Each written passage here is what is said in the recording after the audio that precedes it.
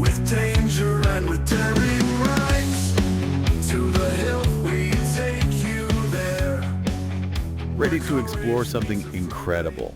We're diving into the world of sword swallowing with this book, To the Hilt, a sword swallower's history of sword swallowing. And you know what? It's actually about way more than just swallowing swords. Yeah, exactly. It goes way beyond just the daredevil stuff. It's like a journey through history, culture, even medicine, and we see it all through this art form that so many people misunderstand. And our guides for this, well, we've got Dan Meyer. He's a world-renowned sword swallower.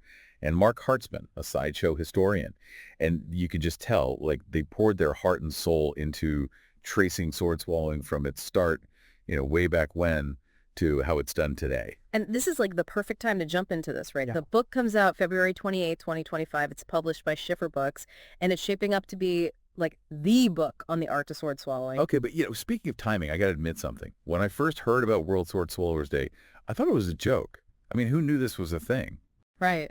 It does sound kind of funny at first, but it just shows you how much history's behind it and all these things sword swallowers have done that nobody really knows about.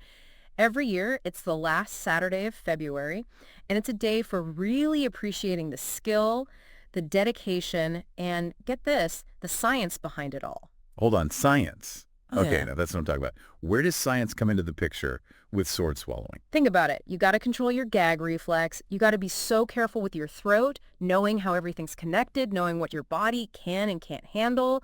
It's really this crazy mix of skill and like straight up biology. Yeah, okay, I get that. But the book mentions, like, actual medical breakthroughs. Yeah. Really? Oh, yeah. So World Sword Swallowers Day, it usually happens around the same time as National Swallowing Awareness Month. And that's not a coincidence. It turns out sword swallowers actually helped us learn a lot about the throat and the esophagus. All right, now you got me hooked. Yeah. I need to hear more about this. Sword swallowers and medicine. How does that even work? Well, imagine you're a doctor, let's say back in the 1860s, and you're trying to figure out how to look inside someone's stomach, right? Who are you going to ask about the throat? I think I see where this is going. You got it. In 1868, Dr. Adolf Kussmaul, he was working on the very first rigid endoscope. And you know who he turned to for help? A sword swallower. He needed to understand how to move the instrument without hurting anything. And the sword swallower, well, they were the expert. Wow. So they were like living, breathing anatomy lessons. That is wild. Yeah. But also kind of creepy if you think about it too much. Anything else? Any other medical miracles involving sword swallowers? Oh, yeah, for sure. Yeah. In 1906, over in Wales, a sword swallower was actually part of the very first esophageal electrocardiogram. Wait, hold up. Esophageal electrocardiogram. I know what a regular EKG is, but this is a whole new level of intense. Totally. This was like the most advanced tech back then. See, usually EKGs just measure your heart with things on your skin, but with the esophageal one, they put the electrodes down the esophagus to get closer to the heart.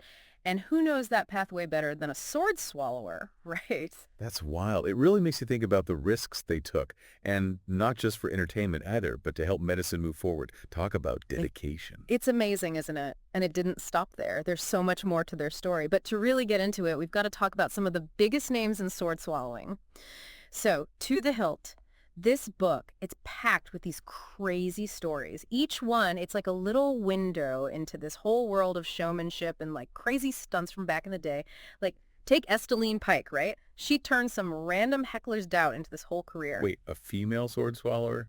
Early 1900s? Okay, I'm ready. Tell me everything. All right, so picture this. 1928, Estelline's in the audience. Her husband, Lucky Ball, also a sword swallower, he's performing. And some guy in the crowd, he starts heckling Lucky, saying the whole thing's fake. Oh, man. I can only imagine Estelline in that moment. I bet she didn't just sit there quietly. You know it. She jumps right up, and this is so sideshow. She's like, I'll bet you $5 I can swallow a sword too. No way. She actually put money on it. Wow. What happened? She grabs the sword, just like that, sends it right down her throat. Heckler shuts right up. She gets her $5. But it wasn't just about the money. It was like, this is how Estelline becomes a sword swallower herself. What a way to start your career. But to go from, like, defending her husband's honor to performing, that's a whole other level. Was she good at it, though? Oh, she was all in. She hits the road with Lucky. They're wowing crowds with their act. And get this, they did all this with a family. They had 3 kids. Hold up. 3 kids. And they were sword swallowers. Well, one of them, Estelline actually taught her son, Jim, the family business. He was only 12, got the nickname World's Youngest Sword Swallower. They even ended up on that show, What's My Line? Man, the stories those two must have had. Speaking of stories, we got to talk about Moses Berg. You mentioned him earlier. What's his deal? Moses Berg, and now there's a story about resilience, showmanship, and, well, it doesn't have a happy ending. He was a Civil War vet, lost a leg in battle, but that didn't stop him. He gets into show business, becomes this amazing tightrope walker with a wooden leg. Wait, back up. He was on a tightrope with a wooden leg. How was that even possible? It's crazy, right? Apparently, his prosthetic leg, it had this notch on the bottom. He'd hook it onto the rope. The amount of control, the balance. Mind-blowing. Talk about defying the odds. But wait, there's more, right? Something about a stove. Pancakes. Oh, yeah, that was his thing. Like, walking the tightrope on a wooden leg wasn't enough. He straps a stove to his back and starts cooking pancakes while on the rope. You're kidding. Yeah. That's next-level showmanship. But come on, that's got to be dangerous, right?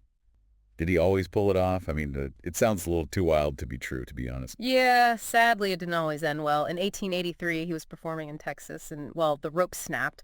Wow. Moses and the stove, they both went down. Stove landed on his back. He was seriously hurt. Oh, that's awful. They had to amputate his other leg. And even then, he didn't make it. It's heartbreaking, all those risks. And back then, they didn't have, like, safety nets or anything like what we have today. It really makes you think about what these performers went through. And you know what makes it worse?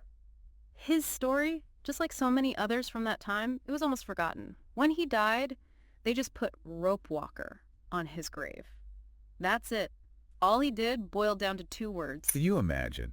A guy like Moses Berg, you'd think he'd have, like, the biggest, most extravagant headstone. Right. But get this. A genealogist, they were looking into local history and found his story like 100 years later.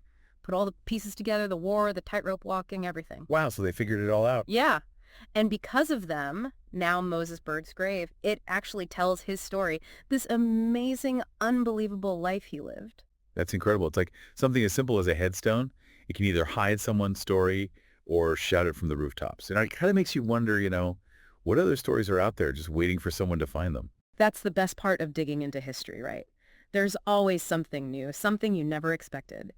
And sword swallowing, who knew it could be this interesting? It's been wild. And for everyone listening, if you want to learn more, To The Hilt, A Sword Swallower's History of Sword Swallowing. It comes out February 28th, 2025. Seriously, you've got to check it out. So many more stories like the ones we talked about, all about these incredible people and what they could do.